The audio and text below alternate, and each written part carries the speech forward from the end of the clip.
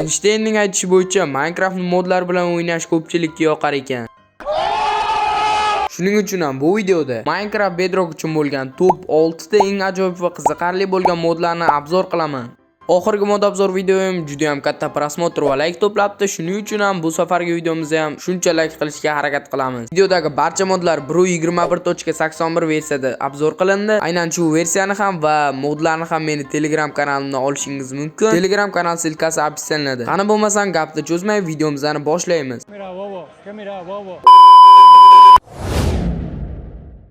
Bizning birinchi modimizda ko'pchilikning so'roviga ko'ra qurol modi.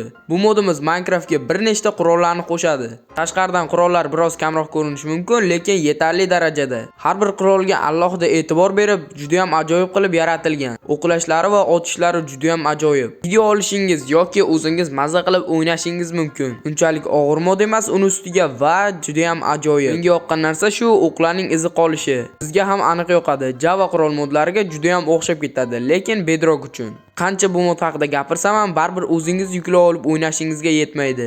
Shuning uchun ham albatta yuklab olib ishlatib ko'ring. Qandaydir videolar olishingiz mumkin yoki do'stlaringiz bilan ularni bir-biringiz bilan otishib, qaroq shunaqa o'yinlar qilishingiz mumkin. Mod vobshe zo'r. Bizning ikkinchi modimizda asosan seriallar oluvchilar uchun aynan mana shunday bo'lgan har xil tuxumlarni qo'shadi. Bu tuxumlar maymunning tuxumlari emas, adashmang. Mana bunday zombilar yeb tashlayotgan odam va mana bunday skelet hamda shu kabi qo'rqinchli videolar uchun kerak bo'lgan har xil instrumentlarni qo'shadi. Juda ko'pchilik qo'rqinchli videolarni olardi va shuning uchun ham aynan shunday mana bunday jitillarning o'ligi va shu kabi modlar aynan kerakli bo'ladi. Bu modni 1.17 erasida yashagan youtuberlar aniq biladi.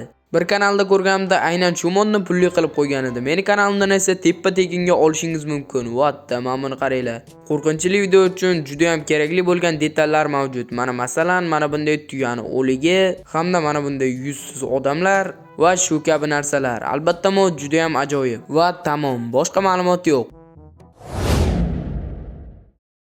Uchinchi modimizda har xil jihozlar va mebellarni qo'shadi.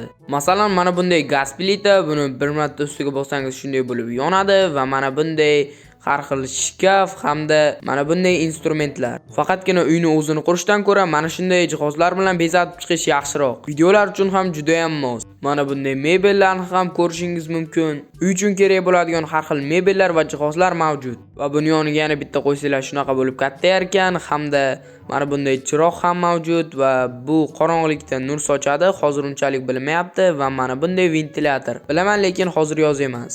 Mana bunday Nintendoga o'xshash o'yin qurilmasi hamda buni ko'rsatgan edim va mana bunday yana qanaqadir shkaf qarochi va televizor. Va mana bunday kichik soat hamda mana bu yerda katta soat ham bor ekan. Mana bunaqa ko'rsatadigan va mana buni bir marta bossa mana suv tushadi, ko'ryapsizlar. Juda ham dekoratsionniy va ajoyib qilib yaratilgan. Mana bu esa kiyimlar ilinadigan dor ekan. Qoyil, juda ham ajoyib. Modning instrumentlari ko'p bo'lgani bilan, lekin unchalik kuchli mod emas. Albatta yuklab olib ishlatib ko'ring. Birinchi modimizda Bedrock modlari ichida eng mashhurlardan biri bo'lgan Action Staff modi. Ko'rib turganlaringdek Minecraft grafikasini 90 gradusga o'zgartirib yuboradi. Hamda har xil animatsiyalar, masalan, mana bu qo'l va mana bu cho'pni 3D qilib qo'yilgan. Juda ham ajoyib. Hamma instrumentlarning ko'rinishi umuman boshqacha. Atrof ko'rinishini esa umuman aytmasa ham bo'ladi. Wow, mana bu qilishni ko'rinishi juda ham ajoyib. Tashqaridan vobshe zo'r ko'rinar ekan. Bu mod Minecraftning o'zida ham mavjud, lekin tekinga emas, albatta MC balans evaziga. Shuning uchun ham bu modni men Telegram kanalimdan teppa-tekinga olishingiz mumkin. Wow, mana bu suvning tagi ham juda ham ajoyib va mana bu suvdan chiqqanda bo'ladigan animatsiya menga juda ham yoqdi. Oddiy Minecraftning o'zining grafikasi juda ham zerikarli. Bu mod bilan esa yangicha qiziqarli narsalar va hamda juda ham chiroyli bo'lgan grafika bilan o'ynaysiz. Shaxsan o'zimga ham bu mod juda ham yoqadi. Aynan mana shu fakenli ko'rinishini ham aytmasa ham bo'ladi. Menga eng yoqqan narsalardan biri. Wow, ko'rinishini qaranglar buni. Yomg'ir yoqqandagi atmosfera ham juda ham ajoyib. Aynan mana shu yomg'irning yerga tushishi. Bir paytlar shu narsa asosan Instagramda trend bo'lgan edi. Eslaganlar bormi? Kommentda yozib qoldiring. 5-modimizda bu qish modi. Aynan xohlagan kartangizga qish atmosferasini qo'shadi. Aynan Minecraftning o'zining qishidan umuman farqi yo'q. Umuman boshqacha joyi mavjud emas. Chatga kirasiz va weather bo'limiga kirib, yomg'ir yog'ishini bossangiz, sirazi qor yog'ishni boshlab yuboradi. Aynan 13-qishloqda ko'pchilik video olgani uchun ham shu qishloqda ko'rsatib berdim. Faqatgina qorli zonalarni topib video olmasdan, xohlagan birorta bir meningizga mana shu modni qo'shib, qish modini paydo qilishingiz mumkin. Mana ko'rib turibsizlar, Minecraftning o'zining qishidan umuman farqi yo'q. Ba'zi bir modlar bo'lardi, Minecraftnikidan biroz boshqacharoq. Mana ko'rsangiz bo'ladi, suvlar ham muzlagan. Va shu bilan tamom. Shu qish modi va yana nima deyishim mumkin? Albatta yuklab oling. Yangi yilga ham bir necha kun qoldi. Albatta bu mod sizlarga kerak bo'ladi. 6-modimiz ham aynan shu qishga mos. Chunki bu mod Minecraftga yangi yil bezaklarini qo'shadi va mana bunday chanani ham qo'shadi. Aynan shu chana menga juda ham yoqdi. Hozir mana minib ko'rsatib beraman. Bu mod mana shu qish modi bilan aynan zo'r kombinatsiya bo'ladi. Albatta ikkalasini ham yuklab olib, videolaringizda ishlatishingiz mumkin. Bu yerda ko'rishingiz mumkin, mana qorlarni xuddi changga o'xshab mana bunday ko'tarilishi juda ham ajoyib animatsiya beryapti. Va mana bunday yangi yil chiroqlari mana ko'rishingiz mumkin, mana shunday yonib o'chadi. Bundan uylarni bezagi sifatida foydalanishingiz mumkin albatta.